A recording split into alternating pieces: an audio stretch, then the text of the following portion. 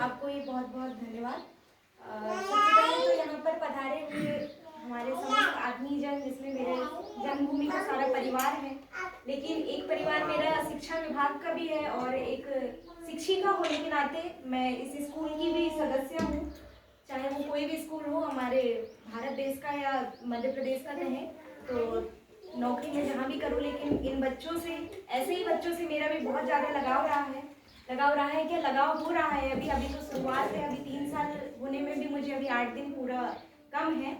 तो मैं यही कहना चाहूँगी कि इन बच्चों से जो लगाव होता है एक शिक्षक का, सच में वो एक ऐसा लगाव होता है कि जैसे एक माता पिता का अपने बच्चों से लगाव होता है, और स्कूल को छोड़ना या स्टाफ को छोड़ना उससे भी कई गुना ज़्यादा दुखदाई होता है इन प्यारे प्यारे बच्चों को छोड़ना।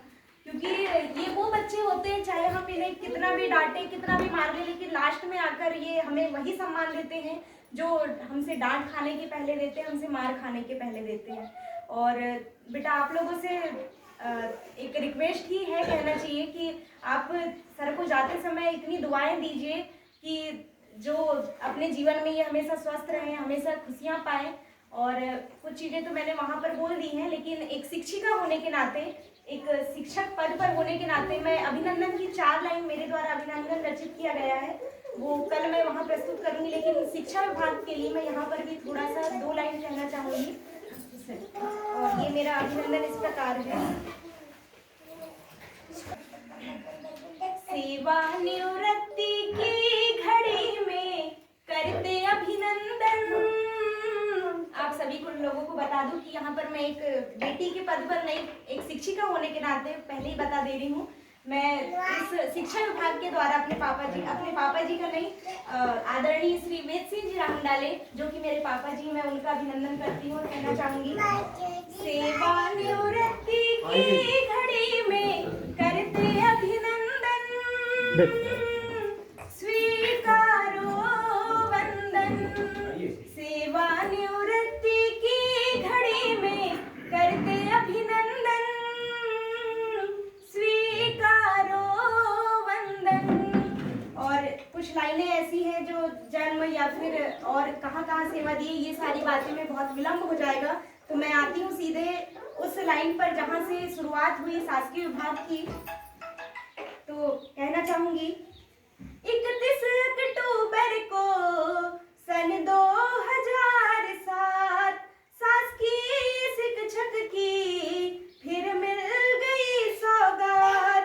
19 वर्ष की सेवा देकर धन्य हुआ जीवन, स्वीकारो वंदन।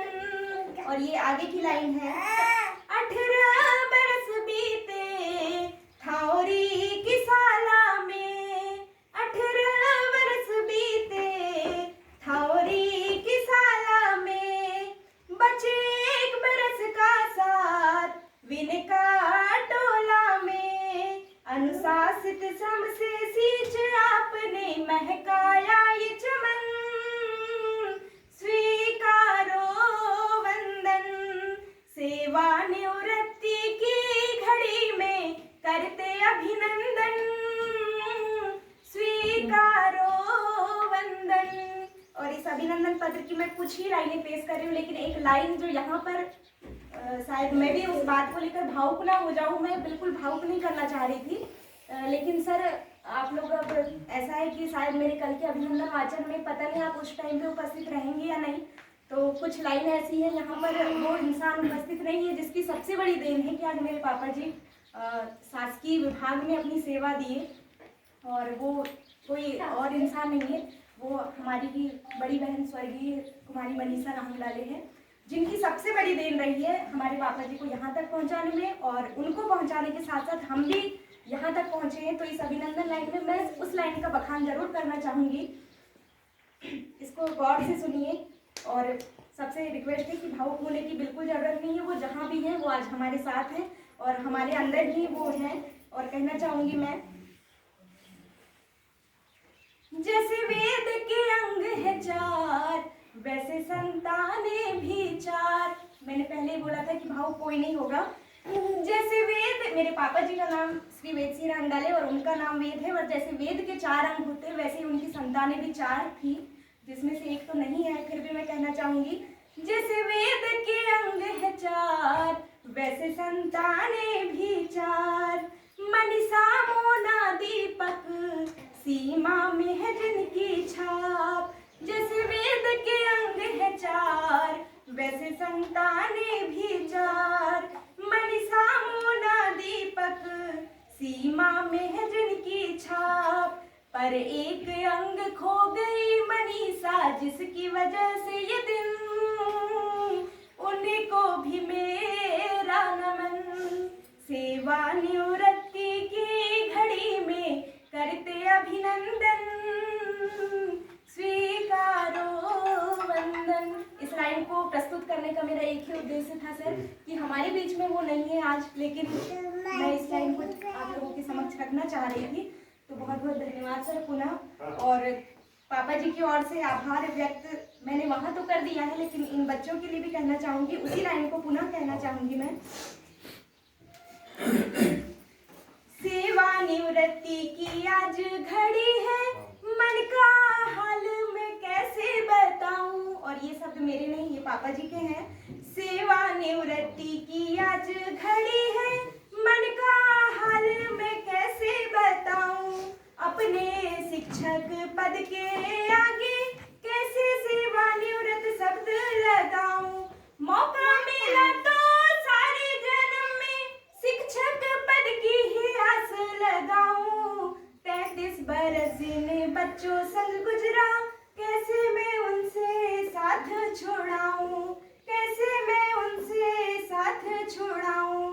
और जैसे वहाँ पर मैंने बताया कि त्रिपाठी सर जी का बहुत बहुत सहयोग रहा, वैसे ही अभी ये 1.5 साल में मैंने पापा जी के मुँह से सुना, सदैव उइके सर, आदरणीय उइके सर का नाम सुना है।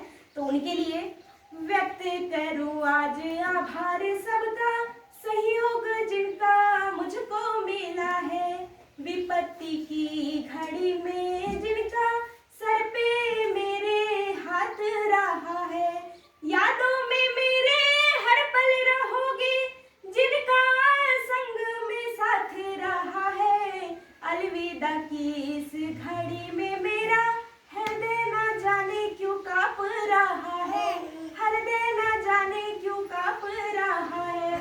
पुनः क्योंकि यहाँ पर जो मैंने अभिनंदन पेश किया है वो एक शिक्षिका पद में होने के नाते पेश किया है, तो उस लाइन में मैं कहना चाहूँगी कि मेरे आदरणीय, मेरे प्रेरणा स्रोत, मेरे आदर्श, मेरे पापा जी के साथ साथ मैं बधाई देना चाहूँगी, जिन्होंने इस भले ही इस पद तक आने में जिनका सहयोग रहा है, मैंने उसका नाम तो ले लिया है, लेकिन उस पद को आगे बढ़ाने में जिसका सबसे बड़ा सहयोग रहा है वो है मेरी माता जी, मेरी मम्मी श्रीमती प्रभा रांगडाले। और इनका इतना सहयोग रहा है। आज सेवानिवृत्ति सिर्फ मेरे पापा जी की नहीं है, उनकी भी है। आज तक मैंने उनको 5 बजे के बाद, मतलब 6 बजे 7 बजे कभी उठते नहीं देखा, हमेशा सर 5 बजे उठे हैं और खाना तैयार करके 7:30 बजे तक खाना कंप्लीट करके दिए हैं। तो भले मेरे पापा जी आज शासकीय बंधनों से मुक्त होने जा रहे हैं, पर मेरी मम्मी भी इस जिम्मेदारी से जरूर मुक्त होने जा रही है। शायद अभी मेरे मामा जी लोगों की फैमिली नहीं बैठी है, वो सब गाँव में ही रहते हैं, पर आज तक उनके यहाँ पे यदि मेरी मम्मी कभी रुकी भी है तो वो सुबह रिटर्न हुई है। तो शायद अब ये दिन नहीं आएगा, अब थोड़े आराम से हो भी है। और बहुत बहुत शुभकामनाएं आप दोनों को सेवानिवृत्ति की, और इसी कामना के साथ कि आप हमेशा स्वस्थ रहें, मस्त रहें। बस।